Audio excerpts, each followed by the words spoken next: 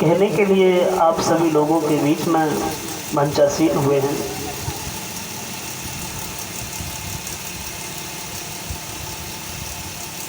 और बड़ा सौभाग्य होता है जो भगवान की कथा सुनने का और कहने का शुभ अवसर प्रदान होता है। पूर्व जन्म के जब कुछ पुण्य उदय होते हैं, पाप क्षीण होते हैं, ऐसा माना जाता है, तो भगवान की कथा कहने का और सुनने का शुभ अवसर प्रदान होता है।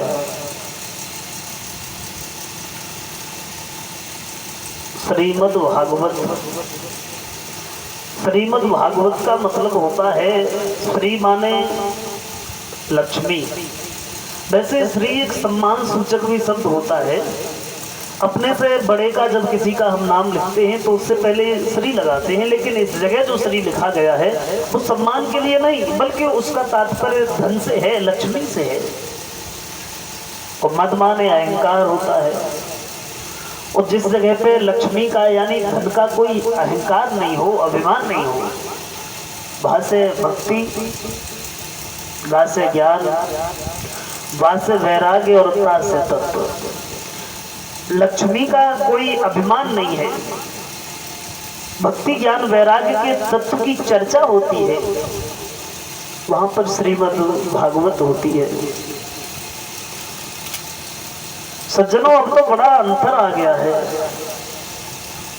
बहुत बड़ा बदलाव देखने के लिए मिलता है समाज में। और अब तो कथा कहने में, सुनने में भी अंतर है। श्रोता भी बदल गए, वक्ता भी बदल गए। पहले जब कथाएं होती थी तो उनमें ये साजबाज, ढोलक और बाजा ये कुछ नहीं बजता था, केवल पंडित जी कथा कहते थे। लेकिन उसमें मतलब ये हो गया कि लोगों की, भक्तजनों की आस्था थोड़ी कम होती चली गई, तो उसमें फिर ये म्यूजिक दे दिया, साज दे दिया। अब तो रसमयी कथा हो गई है।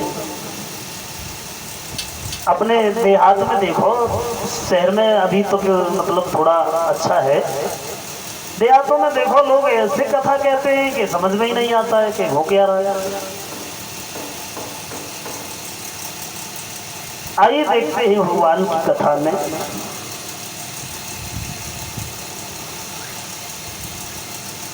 महात्मा तुलसीदास जी कहते हैं कि एक घड़ी आधी घड़ी, आधियों में पुण्याद, यानी जितना समय मिल जाए भगवान की कथा में। ऐसा नहीं है कि सारे दिन भगवान की कथा ही सुनते रहो, जितना समय मिल जाए। एक घड़ी होती है 24 मिनट की, प्रत्येक घंटा से 1 मिनट को काट करके एक घड़ी बनाई। 24 मिनट तो भगवान के भजन में होना ही चाहिए प्रतिदिन।